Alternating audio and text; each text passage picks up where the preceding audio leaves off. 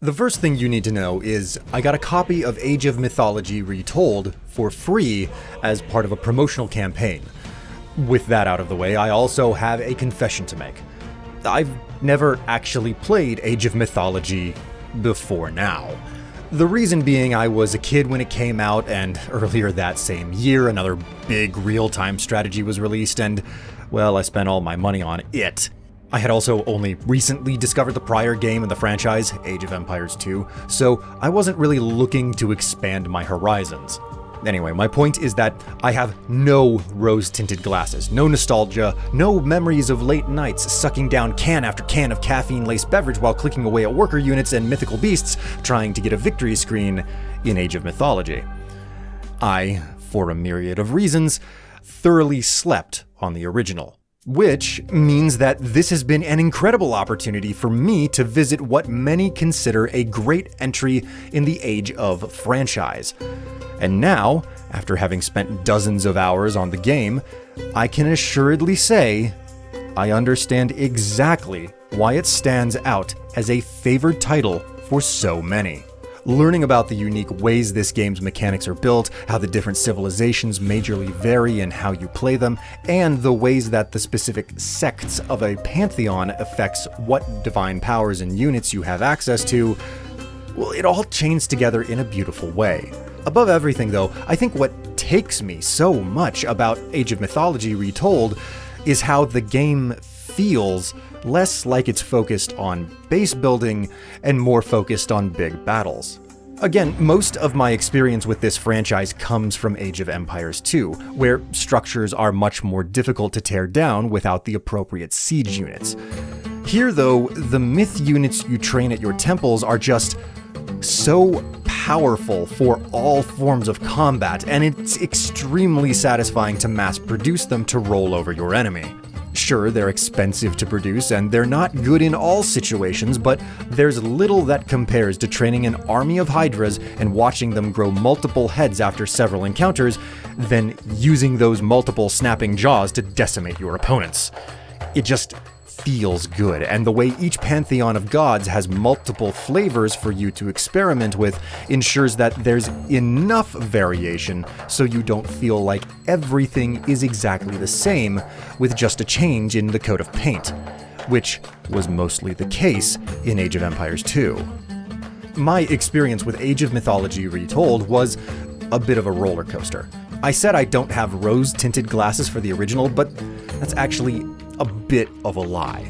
I just flat didn't like the game when I originally saw it decades ago, and in all honesty, my initial experience here was much the same. The reason for that is basically the Greek pantheon. It's the default civilization you start with and the most familiar.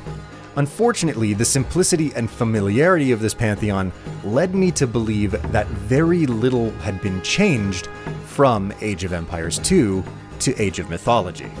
To understand how I thought this, you have to understand that I played Empire 1 and Empire 2, and while there are meaningful differences between those two games, they feel extremely similar. More importantly, those titles were basically symmetrical, meaning it didn't matter much what civilization you played, they were all mostly the same and only looked a little bit different. Thus, when the Greek pantheon didn't stand out to me for how it played, and just felt like a tweaked Age of Empires 2, I thought, this is okay, but there's nothing new enough to really grab me, and obviously all the other pantheons are going to play exactly the same, cause that's what they do in the Age of games. Now, if you know anything at all about Age of Mythology, you know that assumption is dead wrong. And how I found out otherwise is how my roller coaster of discovery started to accelerate. It began as I was going through the achievement list, looking for the strange and unique things you have to do for those precious social media points, and saw an achievement for winning a match while only using dwarves as your worker units. This both confused and surprised me because I hadn't seen dwarves as units, mostly because I hadn't played the Norse yet and had no clue you could train dwarves, which led me to giving a shot to doing Thor's bidding in a skirmish. With no education or tutorial for the Pantheon under my belt, I was immediately thrown into the deep end. and quite confused as to why the initial worker units could only mine or do a terrible job at gathering food and was unable to build just about anything. It took me a few minutes to understand that the entire way you engage with the economic support system while playing the Norse pantheon is fundamentally built around having multiple worker units that specialize in doing different things. It was after I finished my first Norse match that I realized just how difficult it would ultimately be to run an entire successful game with only dwarves as your main worker unit. And frankly, that just impressed me. It's not that I haven't played asymmetrical strategy games before, but as I already stated, I didn't expect it here, and seeing the way it worked in this particular instance just put a smile on my face. The fact that you have to actually learn each civilization and think about how you're going to engineer a victory based on what you're working with? Well, holy crap, there's more going on with this game than I thought. This naturally led me to give the Egyptian pantheon a shot, which initially didn't seem too different from the basic Greek pantheon. But as I continued to play it, I noticed something. Having learned my lesson about different units building different things in the Norse pantheon, the first thing I did with the Egyptian pantheon was start reading unit descriptions. I started with this pharaoh unit, which seemed pretty useless but had the ability to enhance productivity. So I set him to point his staff at a structure and went about casually building my base. Now, because this was my first time playing the Egyptian pantheon, I set the bot enemies to easy.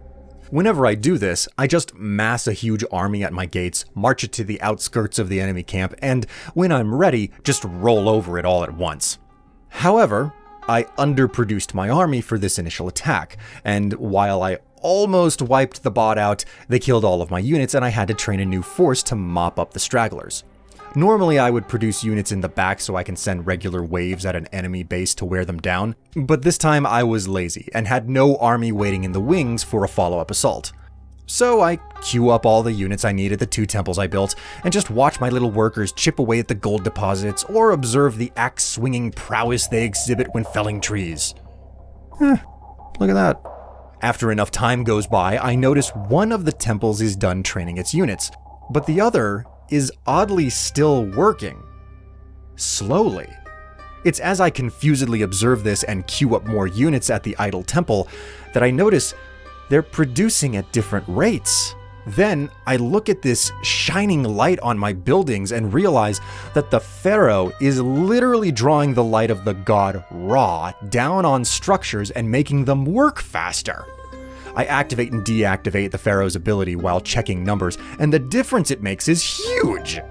As I clean the egg off of my face, I smile to myself, as I now understand a major difference in how the Egyptian pantheon functions. Then, to celebrate, I march my new army to red mist the dirty heathens in the next town over who worship a different god that's not mine. After this enjoyable learning experience, I roll over into a new match, playing as the final race, the Atlanteans, to see what surprises they had in store. I was again greeted with a wildly different style of economic gameplay, most notably how they don't have storehouses, and anything the worker units gather immediately goes right into the main supply you pull from to train units or build structures. Moreover, every single human unit can be promoted to a hero, even the workers. In all, I realized that the Atlanteans were geared around high risk, high cost, high reward. The initial skirmish match I set to easy demonstrated this completely, as not only had I sucked half the map dry of resources before leaving the first stage, but I also only built 1 army and decimated 3 opponents without even trying to be strategic or conserve units. All while the game lasted half the time it did when playing any of the other civilizations. Now, I've gone on a bit about how all the pantheons are significantly different in how they work and operate, which is plenty satisfying and interesting. But one thing I want to address separately is the resource called favor.